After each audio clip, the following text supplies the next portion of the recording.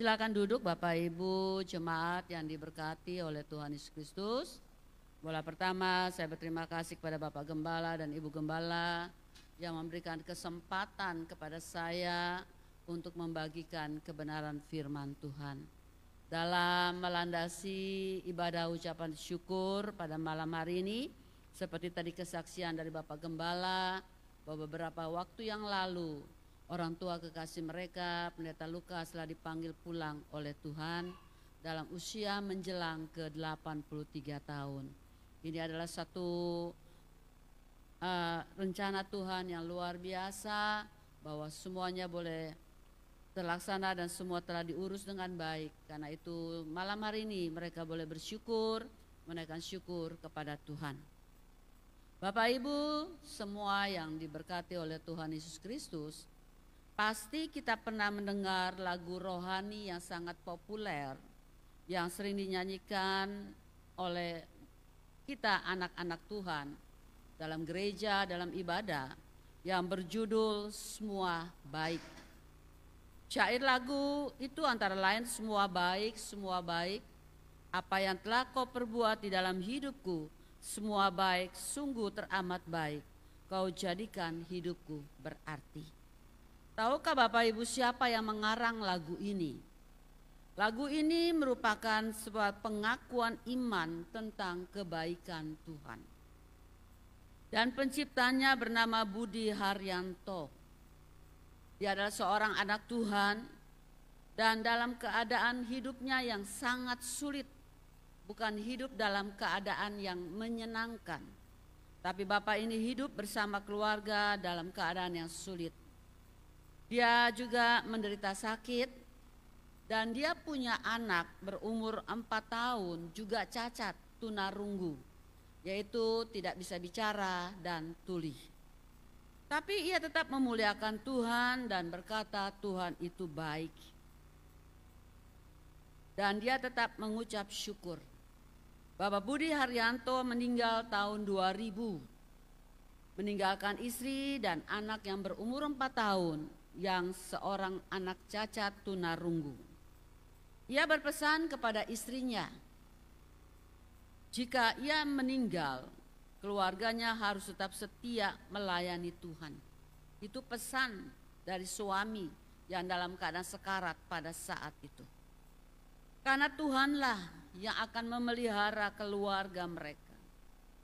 Dan semasa hidupnya, Pak Budi ini terkenal sebagai pribadi yang setia dan melayani Tuhan di gereja. Dan pada waktu ia meninggal, ia tidak meninggalkan warisan yang seperti orang tinggalkan dengan kekayaan untuk kehidupan istri dan anaknya. Tapi ia hanya meninggalkan warisan teladan hidupnya yang setia. Dan tahukah Bapak Ibu, dari lagu yang dia karang, semua baik yang diciptakan, lagu itu mulai populer pada tahun 2006. Dia meninggal tahun 2000 dan 2006 lagu itu mulai populer. Dan dikatakan bahwa pada saat lagu ini mulai populer, maka istri dan anak mendapatkan hak royalti dari ciptaan suaminya. Jadi berarti dia mendapatkan bayaran bagi setiap orang yang menyanyikan lagu ini. Dia harus membayar dan dia mendapatkan hak cipta sebagai royaltinya. Dari sini kita melihat apa yang Pak Budi imani, bahwa Tuhan akan memelihara keluarganya. Meskipun ia telah meninggal, hal itu benar-benar terjadi. Melalui pengakuan imannya, melalui lagu yang dia ciptakan, lagu itu boleh menghidupi istri dan anaknya. Luar biasa Tuhan. Dia menciptakan lagu ini bukan dalam keadaan yang baik-baik. Dia menciptakan lagu ini bukan dalam keadaan yang diberkati. Dia menciptakan lagu ini bukan dalam keadaan tubuh yang sehat. Tapi justru dia menciptakan lagu ini dalam keadaan yang sakit. Dan punya anak yang cacat mental. Tapi Tuhan memelihara melalui lagu ini. Tuhan memelihara melalui imannya bahwa Tuhan itu baik. Malam hari ini kita juga diajak bersama Bapak Gembala dan Ibu Gembala untuk mengucap syukur dalam ibadah ucapan syukur pada malam hari ini. Karena tadi di mana Bapak Gembala bersaksi, orang tua kekasih mereka sudah dipanggil pulang oleh Tuhan. Dan pulangnya pun dengan menyenangkan, tanpa menyusahkan banyak orang. Bahkan dia juga sempat melayani pada hari-hari terakhirnya dengan pesan-pesan bagi jemaat yang ditinggalkan. Mari kita belajar kepada Mazmur 136 ayat yang pertama sampai dengan ayat yang ketiga. Di sini dikatakan oleh pemazmur. Perikopnya berjudul kasih setia Allah kepada orang Israel. Mazmur 136 ayat yang pertama sampai dengan yang ketiga di sini berkata, bersyukurlah kepada Tuhan sebab Ia baik, bahwasanya untuk selama-lamanya kasih setianya. Bersyukurlah kepada Allah segala Allah, bahwasanya untuk selama-lamanya kasih setianya. Bersyukurlah kepada Tuhan segala Tuhan, bahwasanya untuk selama-lamanya kasih setianya. Ayat ini terdiri dari 26, pasal ini terdiri dari 26 ayat. Dan dikatakan bahwa 26 kali juga dikatakan kalimat ini diulangi, bersyukurlah kepada Allah. Jadi Mazmur 136 ini menegaskan atau mengajarkan kepada kita sebagai umat Tuhan dan berbicara mengenai kasih Tuhan yang tidak pernah ada batasnya. Kasih manusia bisa terbatas, tapi kasih Tuhan tidak pernah terbatas. Karena itulah ayat ini selalu mengulang dan menegaskan bahwa bersyukurlah atas semua perbuatan Tuhan. Mazmur ini juga mengingatkan kepada kita merupakan nyanyian sebagai respon kita atas perbuatan baik Tuhan. Sama apabila Bapak Ibu mendapatkan sesuatu hadiah dari seseorang, apakah itu dari anak yang kecil atau orang yang dewasa, sebagai orang yang meresponi berkat yang kita terima, pasti kita akan berkata, terima kasih untuk perhatian kamu. Terima kasih untuk hadiahnya. Itu merupakan respon. Begitu pula kita sebagai anak-anak Tuhan, khususnya keluarga di sini. Mereka meresponi semua kebaikan-kebaikan Tuhan dengan hanya mengucap syukur. Bukan hanya saat di dalam keadaan suka, tetapi bukan hanya saat di dalam keadaan yang diberkati, tapi dalam keadaan sulit pun tetap harus bersyukur. Sama pengarang lagu yang mengatakan semua baik. Dia mengarang lagu itu bukan dalam keadaan yang diberkati. Dia mengarang lagu itu bukan dalam keadaan yang sangat-sangat diberkati oleh Tuhan, tapi justru di dalam keterpurukannya dia berkata Tuhan itu baik. Rasul Paulus berkata dalam 1 Tesalonika 5 ayat yang ke-16. Di situ dikatakan mengucap syukur dalam segala hal. Jadi dengan kata lain kita diajak Bapak Ibu, bukan dalam keadaan yang diberkati, bukan dalam keadaan yang hidup, dalam keadaan yang mewah, dalam keadaan sukses, dalam jenjang karir yang luar biasa, tidak. Tapi dalam segala keadaan kita harus belajar untuk mengucap syukur. Karena ini yang dikehendaki oleh Tuhan.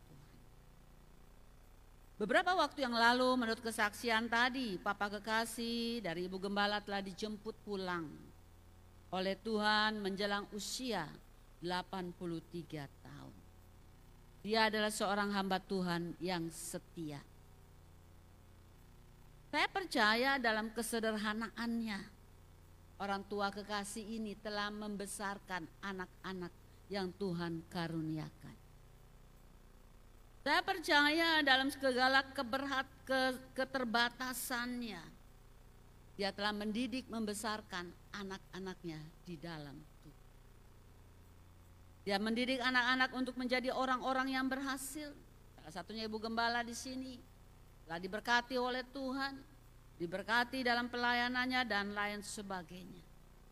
Tetapi secara manusia saya percaya ada kesedihan, ada rasa duka yang mereka alami karena berpisah dari orang yang mereka kasih. Tapi ya perlu kita ingat bahwa di saat-saat kita duka, di saat-saat kita merasa kehilangan, coba kita menengok sejenak ke belakang. Bagaimana perbuatan Tuhan yang begitu baik. Kalau tidak ada orang tua, tidak ada papa dan mama, kita juga tidak akan ada di muka bumi ini. Itu hal yang pertama. Kalau tidak ada papa dan mama, walaupun begitu sederhana dia mendidik kita, dia membesarkan kita dengan segala kekurangannya, dengan segala keterbatasan. Tapi hari ini kita sudah menjadi orang-orang yang diberkati oleh Tuhan. Disitulah kita harus patut bersyukur kepada Tuhan. Kita bersyukur bukan karena semua sudah selesai dengan baik. Kita bersyukur bukan karena semuanya sudah berjalan dengan baik, tidak. Tapi kalau kita menengok sejenak ke belakang, betapa Tuhan yang sudah menghadirkan orang tua di tengah-tengah kita.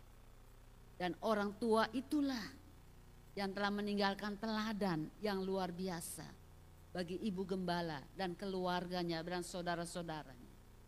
Orang tua itulah yang telah mendidik dengan kesederhanaan. Saya percaya dia mendidik dengan kesederhanaan. Bukan mendidik dengan harta yang banyak, tidak. Saya percaya walaupun saya belum pernah ketemu, belum pernah kenal, tapi saya percaya dia adalah seorang hamba Tuhan yang begitu setia dan telah menaruh teladan yang luar biasa. Karena orang tua yang dihadirkan Tuhan itulah, maka mereka boleh melihat berkat Tuhan yang melimpah dalam hidup mereka. Beberapa waktu yang lalu saya berbincang-bincang dengan seorang jemaat. Kebetulan dia telepon saya, dia katakan banyak sekarang anak-anak yang tidak bisa menghormati orang tua. Banyak anak-anak sekarang yang memasa bodoh dengan orang tua mereka. Karena mereka menganggap dirinya sudah berhasil dan sudah pintar. Saya bilang memang itu salah dan perlu diluruskan. Anak-anak perlu diajar. Kita memang tidak bisa memilih dilahirkan dari keluarga mana. Dalam kandungan kita tidak bisa berkata, Tuhan saya mau lahir di keluarga orang kaya. Saya mau lahir di keluarga orang Amerika, saya jadi orang Amerika. Kita tidak bisa memilih. Kita dilahirkan, mungkin kita dilahirkan dari suku Sabu, dari suku Sumba, dari Chinese dan lain sebagainya. Kita tidak bisa memilih. Tapi kita harus menunjukkan satu teladan kepada anak-anak kita. Bahwa mereka hadir, mereka bisa sekolah dengan baik.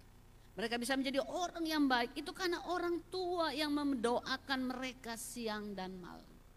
Dan saya percaya ada kesan dari ibu gembala maupun keluarga terhadap orang tua, terhadap papa kekasih ini.